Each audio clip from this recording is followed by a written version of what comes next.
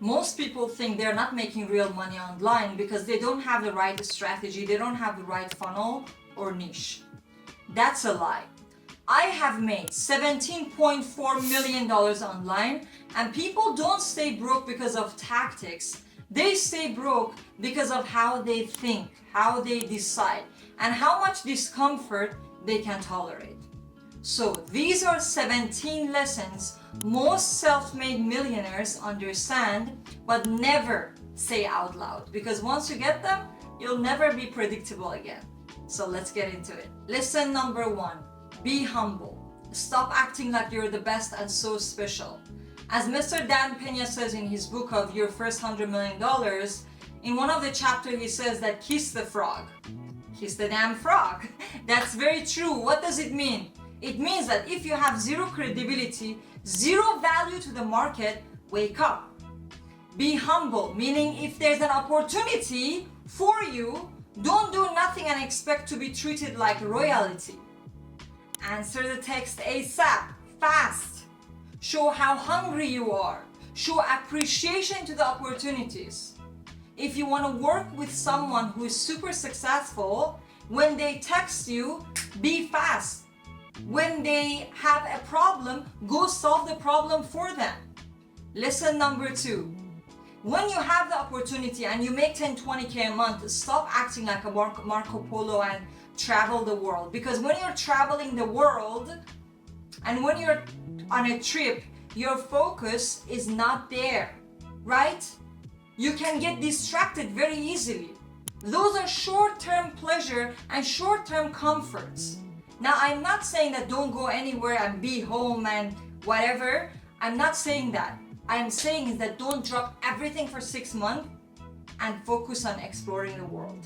If you want to be so rich. If you want to be mediocre, then of course you can travel the world. Lesson number 3. Be very observant. Stay close to a successful business owner or successful person and observe how they operate their business.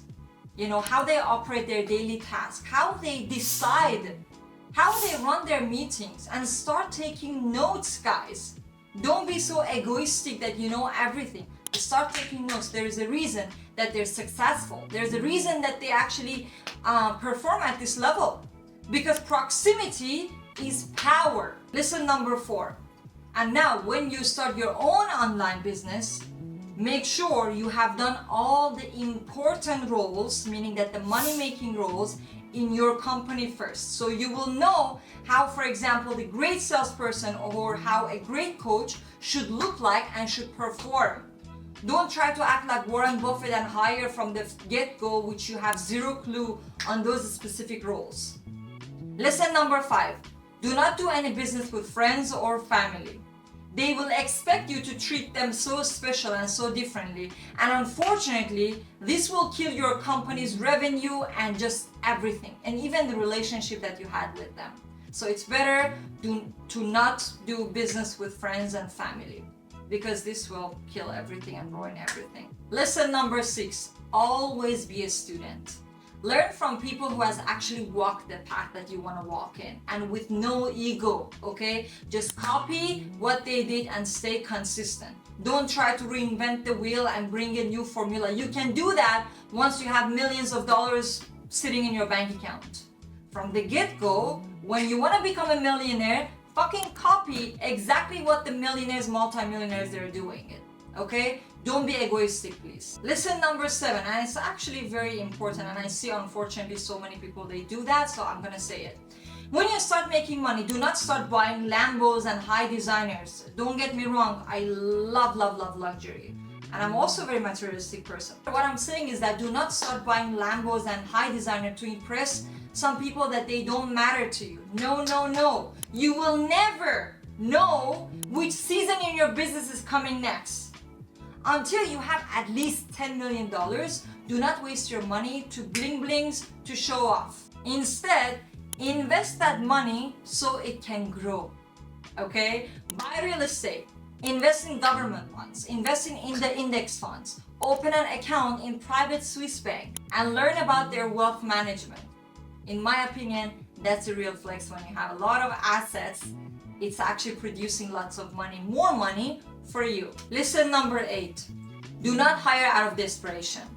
It will, guys, in long term, will destroy your revenue and also affect the performance of the rest of the team. And if they have even horrible attitude, that's just worse, okay? Give them the proper material to go through and hold them accountable to really study it and execute what they have learned. And so, what I would do as an upstream, I would keep going through the people, the candidates, and pick the best ones, all right? That's the best upstream that you can do for your company and for your business. Lesson number 9.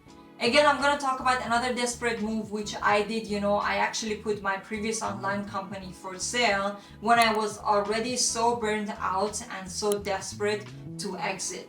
And actually that made me not focus on the current business, not being able to scale, and being just half of my leg was out already, and it just led to a huge roller coaster, last year for me. So do not do anything out of desperation in your business. Lesson number 10. When I entered the online world, at first I was in survival mode. It means that go mode, right? And that was okay for the first year. However, after that I should have found, the balance between being feminine, being very sweet, and very powerful, right?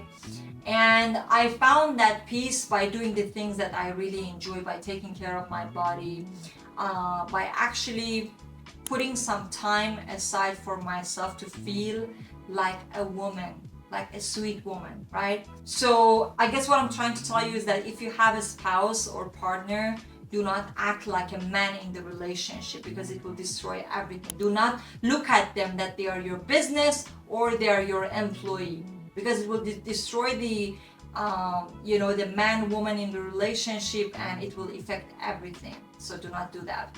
Lesson number 11, stack high income skills and cash. Learn and master sales, communication, self-management, and team management. If you want to stack millions of dollars, that's the key. Because if you don't know how to manage yourself, you can't manage anyone else, right? You need to be disciplined. That's very, very important. You need to be consistent. You need to be able to control your emotions and be objective in your business, right?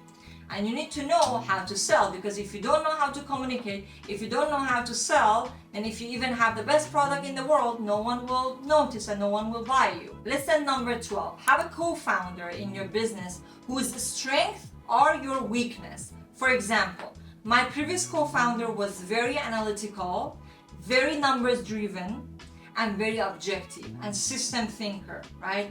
And myself, I'm an excellent visionary and go mode, right? I'm a very great executor. So that was the perfect combo for hitting big numbers in business. Yes, you can hit 1 million or 2 million in your business if you yourself, it's in your business and you have that one personality. However, I genuinely believe if you have the two powerful, lethal, dangerous personalities together, you can stack so much millions of dollars. That happened to me. Lesson number 13. Do not rely on one platform to get customers. Have at least 2 platforms at the beginning, so if something, God forbid, happens to one of the platforms, you have another one to get customers, so you can actually have impact. Lesson number 14 that I learned, do not wait for anyone to start something. If you really want to do something, just fucking do it. Do not wait for them to do XYZ first, so you will see. Remember, no one cares more than you care about your business. Lesson number 15. If you're extrovert, hire only extrovert salespeople. Because your customers, most probably they're also extrovert because they were attracted to you at the first place, right? So that will increase the chance of serving more people. Number 16. If something is working and you make great money with it, do not touch it, all right? Double down on it. Do not try to optimize it, all right? Double down on it, what's working, and scale it to the moon. Lesson number 17.